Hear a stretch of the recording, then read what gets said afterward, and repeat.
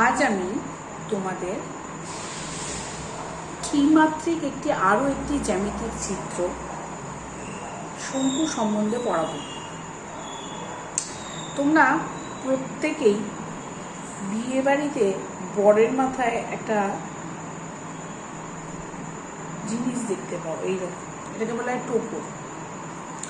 এই টোপরের যে আকৃতি, সেই আকৃতিটাকে বলা হয় শঙ্কু। মানে টোপর দেখতে শঙ্কু আকৃতির মতো। এবার এইরকম আকৃতিটা হলো কি করে হলো? এরকম আমরা যদি একটা সমকোণী ত্রিভুজ নিই, সেই সমকোণী ত্রিভুজটার এইগুলোকে বলা হয় ভূমি, এটাকে বলা হয় উচ্চতা, এটাকে বলা হয় মানে লম্ব, এটা ভূমি, এটা হচ্ছে অতিভুজ। তার এই যে লম্ব, এই লম্বকে কেন্দ্র করে আমি যদি এক পাক ঘুরে আসি, তাহলে কিরকম হবে? এইরকমই এইরকম একটা চিত্র তৈরি হবে। যে চিত্র তৈরি হচ্ছে সেইটাকে বলবো আমরা শঙ্কু। তাহলে সমকোণী ত্রিভুজের কাকে?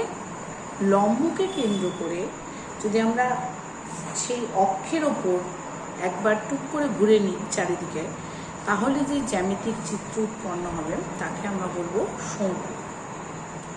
ঠিক আছে? এবার এই শঙ্কুর তালে কি কি পেলাম? এইটা তো পাচ্ছি ভূমি। ভূমিটা কেমন? ভূমিটা দেখতে দেখো, এই যে ভূমিটা দেখতে বৃত্ত, গোল গোল হয় না? টোপরের মাঝে ফাঁকা অংশটা কি? বার্থডে ক্যাপ, তোমরা যে জন্মদিনে যে বাচ্চাদের মাথায় যে টুপিগুলো পরাও, সেই বার্থডে ক্যাপের ভেতরটা কেমন হয়? গোল হয় না? তো গোলের আমরা সেন্টারটাকে মানে কি বলবো, কেন্দ্র মনে করতে পারি, আর পরিধির এক প্রান্ত যুক্ত করলে যেটা পাবো সেইটাকে আমি বলতে পারি, মানে এটা ভূমি। সেই এই সরলরেখাটার নাম হচ্ছে ব্যাসার্ধ। আর দিয়ে ডিনোট করি না আমরা, রেডিয়াস। আর কি? এটা লম্ব। লম্বটাকে আমরা, যেহেতু এটা ভূমির উপর লম্ব, তাই একে উচ্চতা বলতে পারি, হাইট, তার জন্য এইচ। আর একটা দেখতে পাচ্ছি এই যে অতিভুজ, এটাও তো লম্ব, মানে এটা তির্যক ভাবে আছে, বৃক্কে আছে, তার জন্য এটার নাম হচ্ছে, অতিভুজটার নাম তির্যক উচ্চতা। এটা কি হচ্ছে? এই যে শঙ্কুর যে শীর্ষ, সেই শীর্ষ থেকে কি হচ্ছে পরিধির প্রান্তদেশ পর্যন্ত, এটাকে বলবো আমরা তির্যক উচ্চতা। ঠিক আছে? তাহলে এই যে তিনটে জিনিস, এটাকে এল দ্বারা ডিনোট করা হয়। ঠিক আছে? ছোট হাতের এল দিয়ে, স্ল্যান্ট হাইট, হ্যাঁ, তার জন্য এটাকে এল দ্বারা ডিনোট করা হয়। এইবার দেখো, এই যে তিনটে জিনিস, ভূমি, তির্যক উচ্চতা, এদের মধ্যে একটা ছোট্ট সম্পর্ক আছে। সেই সম্পর্কটা কি? সেই সম্পর্কটা হচ্ছে, এই যে ভূমি, এটা তো একটা সমকোণী ত্রিভুজের ভূমি, এই যে উচ্চতা, সেটা তো সমকোণী ত্রিভুজের লম্ব, আর এই যে তির্যক উচ্চতা, সেটা তো সমকোণী ত্রিভুজের অতিভুজ। তাহলে আমরা পিথাগোরাস ল থেকে জানি অতিভুজের square, that is L square, সমান সমান লম্ব square, that is H square, plus ব্যাসার্ধ স্কোয়ার। ক্লিয়ার? তাহলে এটা হচ্ছে একটা সমকোণী ত্রিভুজের বাহুদ্বয়ের মধ্যে সম্পর্ক।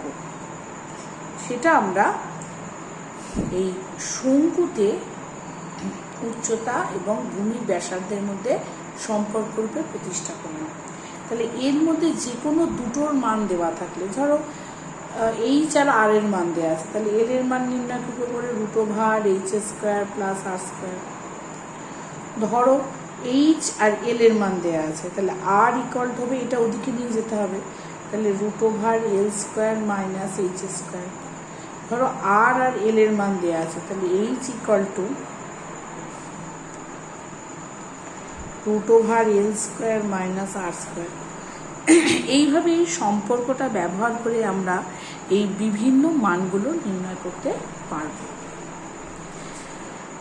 আর কি পারবো?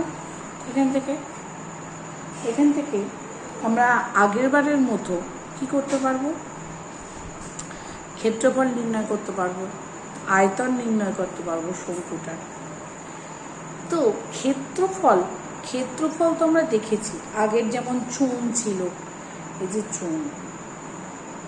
চোঙের দু রকম ক্ষেত্রফল ছিল।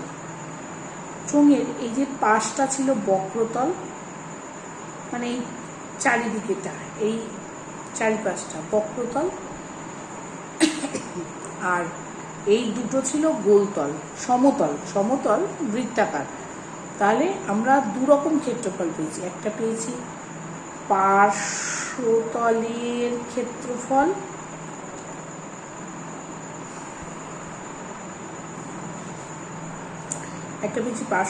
ক্ষেত্রফল, আর একটা কি পেয়েছি?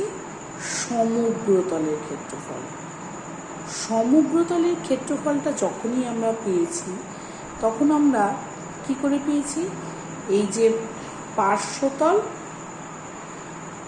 আর যে দুটো সমতল ছিল, এই যে এই দুটো, এটা বক্রতল, এটা কিন্তু বক্রতল, এই যে দুটো সমতল, দুটি সমতল, সেই সমতলের ক্ষেত্রফল দুটোকে যোগ করে আমরা সমগ্রতলের ক্ষেত্রফল পেয়েছি। তো এখানেও আমরা সিমিলারলি একই রকমভাবে পাবো। দুটো তল দেখতে পাচ্ছি, একটা পার্শ্বতল আর একটা সমগ্রতল। সমগ্রতল যখন নেব, তখন এই যে টোটাল পার্শ্বতলটা, সেই পার্শ্বতলের সঙ্গে এই তলটা যুক্ত করব। তাহলে এই তলটা দেখতে কেমন? বৃত্তাকার। তাহলে বৃত্তাকারের ক্ষেত্রফলের সূত্র কি? πr²। তাহলে এই বৃত্তের ক্ষেত্রফলটা হচ্ছে πr²। তাহলে সমগ্রতলের ক্ষেত্রফল যখন নির্ণয় করব, পার্শ্বতলের সাথে এইটা যোগ করব, তাহলে পেয়ে যাব। তাহলে পার্শ্বতলেরটা নির্ণয় করি। পার্শ্বতল মানে হচ্ছে পুরো আর চারপাশটা, ধরো বার্থডে ক্যাপের ওপরটা। বার্থডে ক্যাপের ওপরটা কি করে পাচ্ছি? দেখো, এই যে বৃত্ত, এই যে পরিধি, এই পরিধিকে এই সরলরেখাটা বরাবর যদি কেন্দ্র করে ঘুরে যাই, তির্যক উচ্চতাকে কেন্দ্র করে যদি চারিপাশটা ঘুরি, তাহলে সেটাই পাচ্ছি আমরা পার্শ্বতল। তাহলে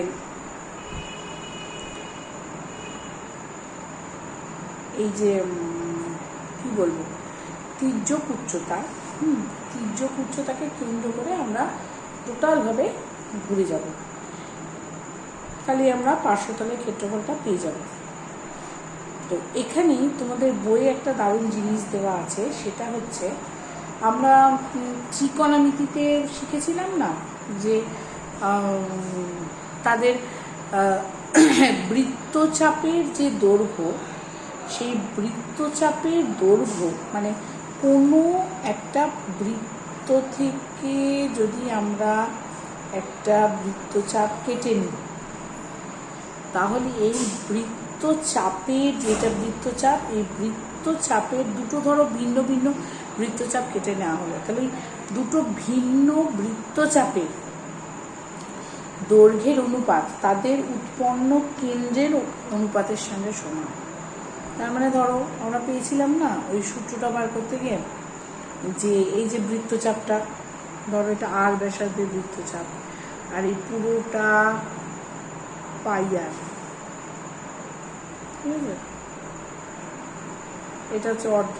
তাহলে এটা কেন্দ্রে যদি থিটা উৎপন্ন করে, এটা কতটা উৎপন্ন করছে? 2 সমকোণ। ওই যে ষষ্ঠীর পদ্ধতি আর বৃত্তীয় পদ্ধতিতে সম্পর্ক প্রতিষ্ঠা করার সময় একটা অনুপাত বার করেছিলাম না, তো সেইখান থেকেই আমরা বলতে পারি যে বৃত্তচাপ দ্বারা যে বৃত্তের ক্ষেত্রফল উৎপন্ন হয় সেটার অনুপাতও কিন্তু সমান।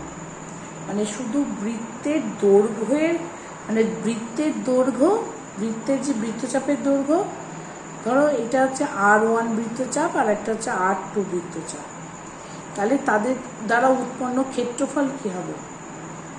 সেই ক্ষেত্রফলটা হবে pi R1 square by pi R2 square, ধরো বৃত্তের ক্ষেত্রে। তাহলে এই দুটো অনুপাত কিন্তু সমান হচ্ছে, ঠিক আছে? এইখান থেকেই আমরা কিন্তু এই ক্ষেত্রফলটা নির্ণয় করব, পার্শ্বতলের ক্ষেত্রফল। কি করে করব? ধরো শঙ্কুর যে বৃত্তকলা, শঙ্কুর যে বৃত্তকলা বলতে কি এখানে পুরো বৃত্তটাই তো বোঝাচ্ছে, এখানে তো টোটাল বৃত্ত, তাহলে সেই কত হচ্ছে ক্ষেত্রফল কত? পাই আর স্কোয়ার। আর আমরা এই বার্থডে টুপিটা নিয়ে যদি এই ধরো মাঝখান বরাবর মানে যদি চিড়ে দিই, মাঝখান বরাবর চিড়ে টুপিটাকে ফাঁকা করে দিই, মানে এইভাবে কেটে দিই, ধরো এই বরাবর কেটে দিলাম, পুরো করে ফাঁক করে দিই। মানে তোমাকে কী করে দেখাই, দাঁড়াও 1 সেকেন্ড দাঁড়াও, দেখো এটা ধরো একটা শঙ্কু, দেখতে পাচ্ছ? ধরো এই দেখো একটা শঙ্কু, এরকম। এবার এইটার এই যে এই বরাবর এই দেখো শঙ্কু আকৃতি, বুঝতে পারছো? দেখো শঙ্কু আকৃতি, দেখো বৃত্ত, এটা ধরো এটা, তাহলে এই যে এই বরাবর যদি কেটে দিই আমি, দিয়ে বাটি টুপিটাকে খুলে দিচ্ছি, তা খুলে দেওয়ার ফলে মানে এইরকমভাবে খুলে যাচ্ছে, এরকমভাবে খুলে যাচ্ছে। এবার খুলে দেওয়ার ফলে সেইটা কি পাচ্ছি, সেই এলাকাটা বৃত্তচাপের দৈর্ঘ্যটা কত হচ্ছে? সেই বৃত্তচাপের দৈর্ঘ্যটা হচ্ছে, একটা হচ্ছে পুরোটার বৃত্তচাপটা পুরোটার হচ্ছে 2 পাই আর একটা হচ্ছে 2 পাই এল। মানে যদি বরাবর কেটে দিই, মানে শঙ্কুর তির্যক উচ্চতা বরাবর কেটে দিই, তাহলে কি পাবো? 2 পাই এল। তাহলে এখানে পাবো হচ্ছে বৃত্তকলার ক্ষেত্রফল। তাহলে না দাঁড়াও, যে বৃত্তকলার ক্ষেত্রফলটা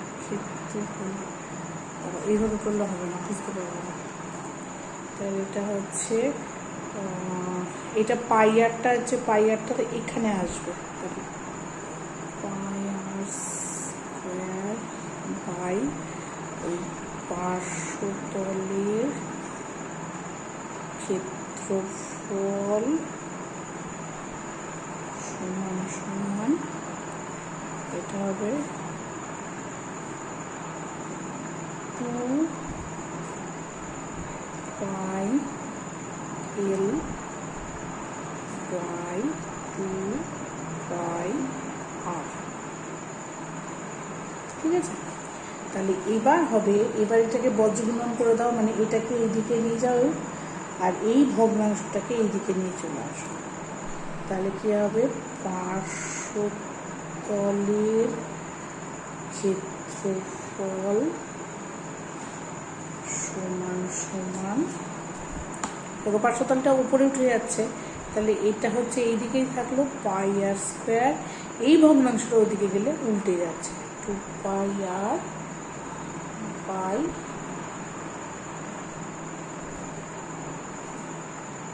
এটা আর হবে কেন? সরি, এটা আর হবে কেন? তো এল হবে, তো পুরোটার ক্ষেত্রফলটা তো এল হবে, তো এল তির্যক উচ্চতা বরাবর কেটেছি তো, ঠিক আছে?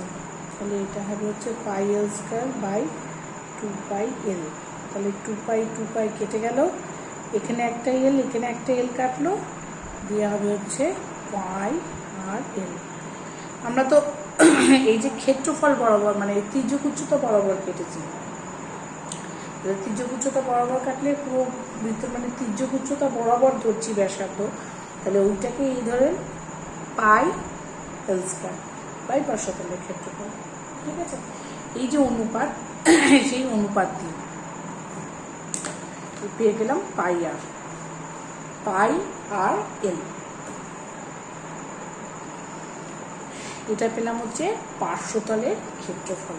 এবার এই পার্শ্বতলের ক্ষেত্রফলটার সাথে যদি সমগ্র তলের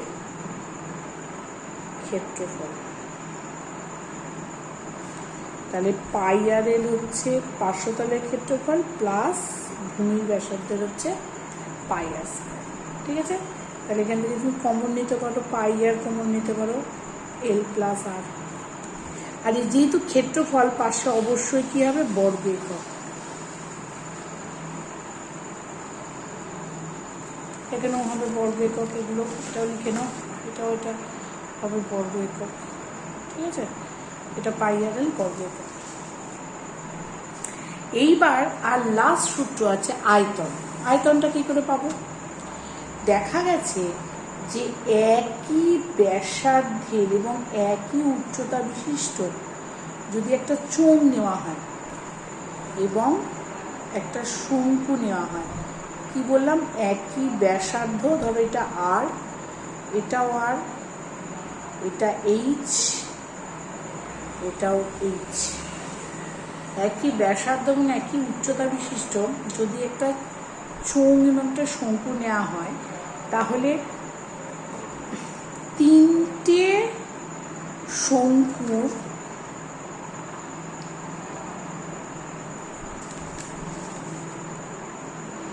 আয়তন যা হবে সেটা চোঙের আয়তনের সঙ্গে সমান। এই আয়তনটা সমান কি করে প্রমাণ করব? শঙ্কুতে ধরো একটা শঙ্কু ওই সমান আকৃতির ব্যাসার্ধ আর উচ্চতা বিশিষ্ট একটা শঙ্কু নিলাম, দিয়ে পুরো শঙ্কুটাতে জল ভরলাম, জল ভরে এই চোঙে ঢাললাম, একবার, দুবার ঢাললাম, তিনবার ঢাললাম, দেখবো চোঙটা পরিপূর্ণভাবে পূর্ণ হয়ে যাচ্ছে। মানে তিনটে শঙ্কুর আয়তন যা একটা চোঙের আয়তনটাই। তাহলে চোঙের আয়তনের সূত্র আমরা জানি তো, পাই আর স্কয়ার এইচ। তাহলে শঙ্কুর আয়তন কত হবে? 1/3 পাই আর স্কয়ার এইচ ঘন একক। ঠিক আছে, তাহলে ওই চোঙের আয়তন যা শঙ্কুর আয়তনও তাই। তাহলে এখানে কত হবে? 1/3 ইন্টু পাই আর স্কয়ার এইচ ঘন একক। তাহলে কি কি শিখলাম? পার্শ্বতলের ক্ষেত্রফল, সমগ্রতলের ক্ষেত্রফল, আর হচ্ছে আয়তন। এই তিনটে সূত্র দিয়ে কিন্তু শঙ্কু, এছাড়া সেরকম কিছু নেই। আর ওই যে এইটা কিন্তু খুব কাজে লাগবে, এটাও সবসময় মান বার করার ক্ষেত্রে খুব কাজে লাগবে। তোমরা সূত্রগুলো পড়বে, অঙ্কগুলো আমি করে পাঠিয়ে দিচ্ছি। আশা করি অসুবিধা হওয়ার কথা নয়, যদি অসুবিধা হয় তাহলে আমাকে জিজ্ঞেস করে নেবে। ঠিক আছে।